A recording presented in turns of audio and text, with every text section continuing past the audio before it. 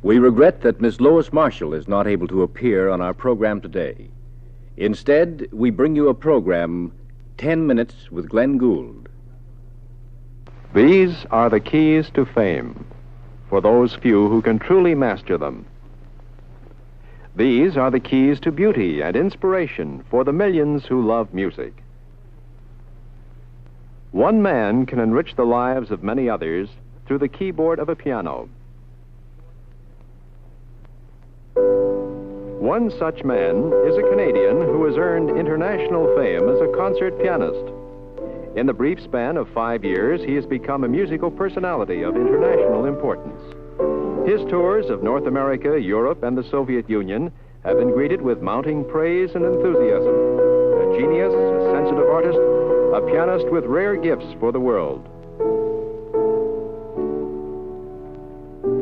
Today, 10 Minutes with Glenn Gould.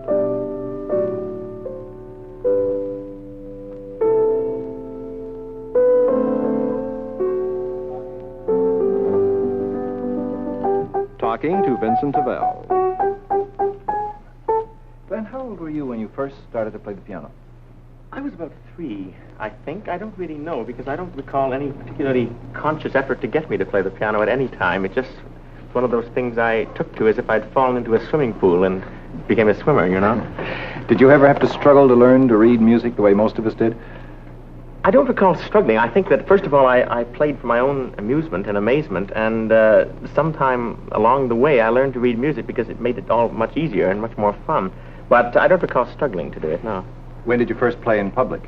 Oh, well, that was a different story. I didn't really constitute the case of a child prodigy in any sense, really.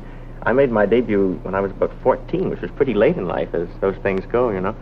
And, I made my debut, as a matter of fact, playing this work that I was just playing now, the 4th Beethoven Concerto with the Toronto Symphony Orchestra. And that was a tremendously exciting experience. I think I can still think of it as perhaps the one most exciting moment in my entire life. You had always wanted then, as far back as you can remember, to be a concert pianist? I wanted to be involved in music. I don't think I particularly cared whether it involved being a concert pianist. I don't think that for a long time I had a very clear idea of what being a concert pianist meant. I don't think many of us do, ever, you know. And if we did, we never would become one. You'd played, though, for people at school, for instance, before. Oh, yes, of course. That was just for fun. But no, I think I always wanted to be involved with music. I thought that music obviously had a part in my life. I don't think I knew for a long time exactly what that part was going to be. And I'm not sure that I do now. But piano playing was simply one means to make it come possible that I could be involved at all times with music. And somehow, when you were a young boy, you also found time to learn to play the organ. Well, yes, I did. As a matter of fact, I truthfully played in public on the organ before I played on the piano. And this was kind of a funny thing, because the organ is supposed to be a tremendously complicated and formidable instrument with all kinds of keyboards here and more keyboards down here. And yet, it seemed to me one of the greatest senses of satisfaction to play particularly old music, Bach and Handel and music before that, in fact, music of 200 or 300 years ago, on the organ. And through playing the organ, I think that to this day, it's that music of Bach and of Handel and so on, that is perhaps the closest music to me. Have you actually changed in your musical interests, or do you still like the same music that, apart from Bach and Handel, which you just mentioned, which you liked when you first started to play?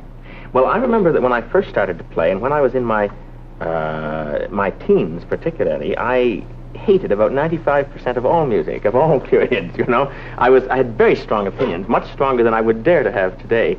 But I think in a way this was good, because it at least forced me to give a very convincing, or at least I thought it was convincing, argument for why certain music interested me less. For instance, the music of Chopin. I always thought this was very dull in my teens, and at the same time the music of Beethoven was tremendously exciting, and perhaps I would have found it difficult at that time to put that into words, why this was so. But gradually, as I played more of it, I found that both can be very exciting, but it remains to this day that it's only Beethoven, when I played at least, that is exciting. When I play Chopin, it still is dull. But you did what your teachers told you to do. You learned to play everything. Heavens, no. I didn't do anything they told me to do at all. I was always very rebellious, I'm afraid, and with great respect. But I always have found, and I think I can say that in teaching music and teaching most things, there tend to be too many laws, too many rules and regulations, and I found for myself certain ways of getting around these laws, these rules and regulations, and that made music much more enjoyable. It seems to me that the only really important thing that matters when music is part of your life is that everything that you do in music you enjoy, and you don't do anything for the sake of doing it to create a conspicuous achievement. You don't do it to win prizes. You don't do it to become a concert pianist. You don't do it to make money, because you probably won't. And the only thing that really matters is that you enjoy it as much as you possibly can. And this I tried to do. But this still involves long, long hours of practicing and giving up a lot of other things. How did you ever manage to find the time when you were at school to carry a full school curriculum and at the same time play both the organ and the piano?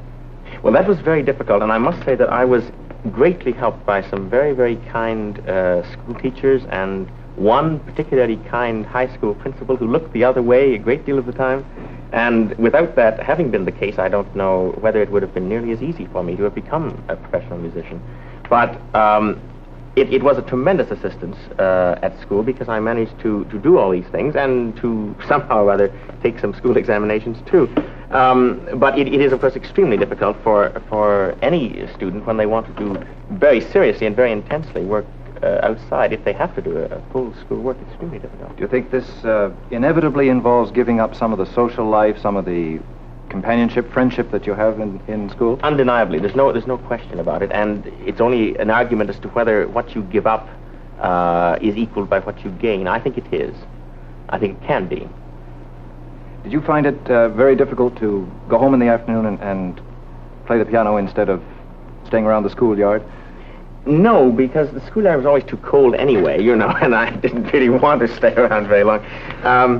No, I didn't. I must say that by the time by the time I had played that concerto with the Toronto Symphony Orchestra, I was quite convinced that music was the thing that mattered most to me, and anything else, to follow any other course, would have been silly. And it seems to me that this is, I think, probably the most difficult thing for any young person to know, to decide at what point they must give all of their attention, all of their effort to the thing in which they are becoming most individual, in which they are having something unique and special and singular and of themselves to say, to give to people. And I think at some point they have to make this decision as to whether or not they are going to commit themselves totally to this, or almost totally at any rate, and sacrifice something in order to do it. You were an individualist, obviously, when you were at school, and you still are. I imagine you had arguments with your teachers about the way you wanted to play the piano. We mentioned the difference you had about what you should play. Yes.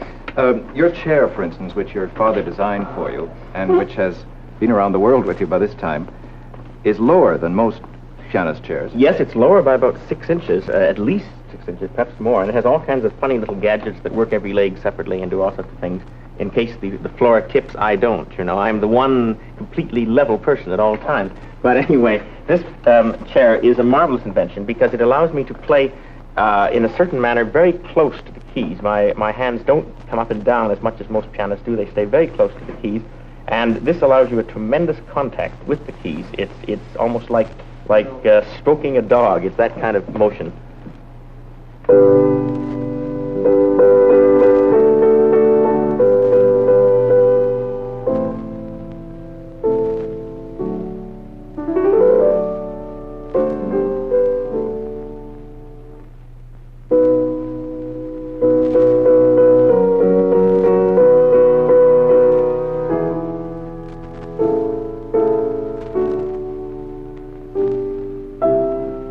This has been 10 Minutes with Glenn Gould, a young Canadian who has earned an honored place among the leading musicians of the world, interviewed by Vincent Tovell.